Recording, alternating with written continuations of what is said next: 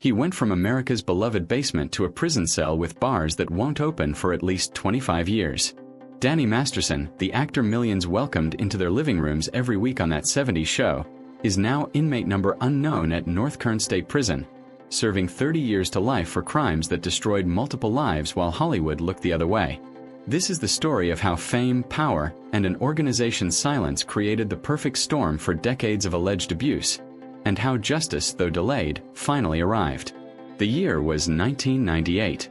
Danny Masterson landed the role of Stephen Hyde on that '70s show, a character that would define his career and make him a household name.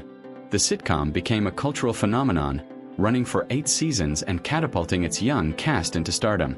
Masterson was riding high, earning significant paychecks, building connections throughout Hollywood, and enjoying everything that came with being a television star. But behind the scenes, something far darker was unfolding. Between 2001 and 2003, at the height of his fame, Masterson allegedly committed a series of assaults at his Hollywood Hills home. 3 women, later identified in court documents as Jane Doe 1, Jane Doe 2, and Jane Doe 3, would come forward years later with allegations that would ultimately bring down his career and freedom. These weren't strangers. They were women who knew him, who trusted him, and who found themselves in situations they never imagined would turn violent. The allegations shared disturbing similarities.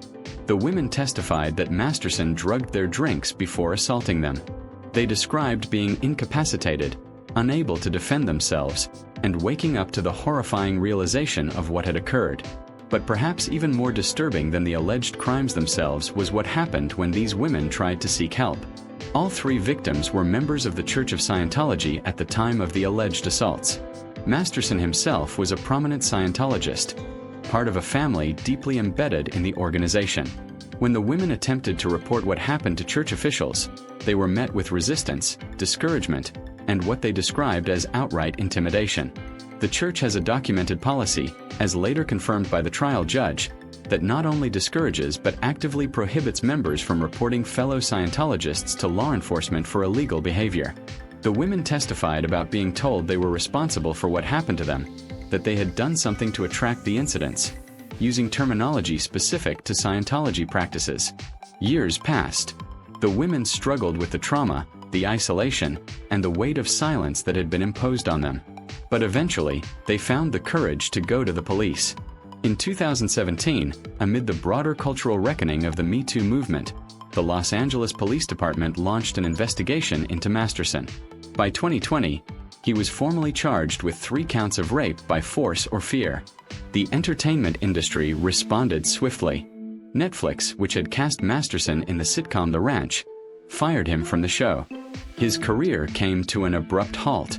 The man who had enjoyed decades of steady work in Hollywood suddenly found himself unemployable, his reputation in tatters, facing the possibility of spending the rest of his life behind bars. The first trial began in October 2022. Masterson's defense team argued that the encounters were consensual, questioning the credibility of the accusers and highlighting inconsistencies in their accounts.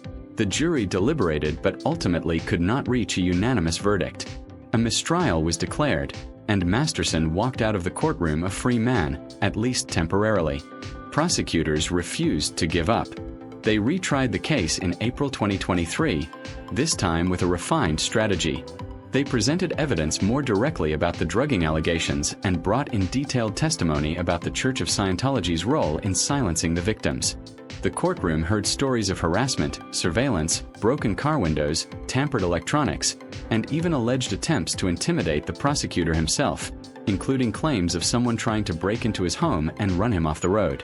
On May 31, 2023, the jury returned with a verdict: guilty on 2 of the 3 counts.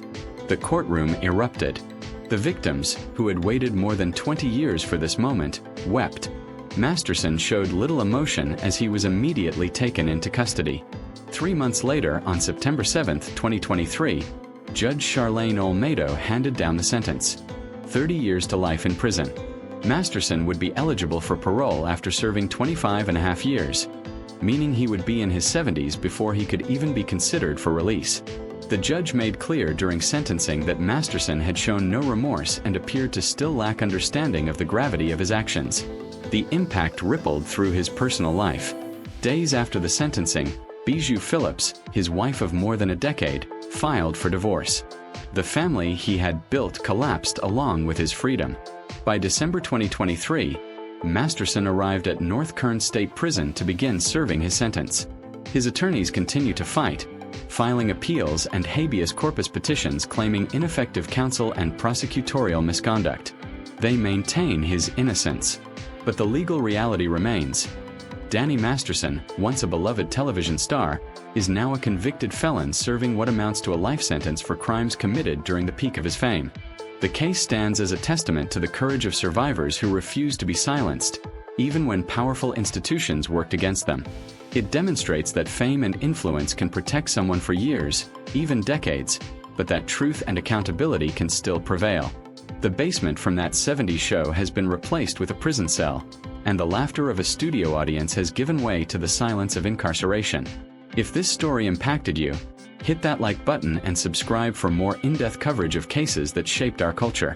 Drop a comment below sharing your thoughts on how powerful organizations should be held accountable when they protect perpetrators. And if you know someone who needs to hear stories of survivors finding justice, share this video. Your engagement helps these important stories reach more people. Thanks for watching, and I'll see you in the next one.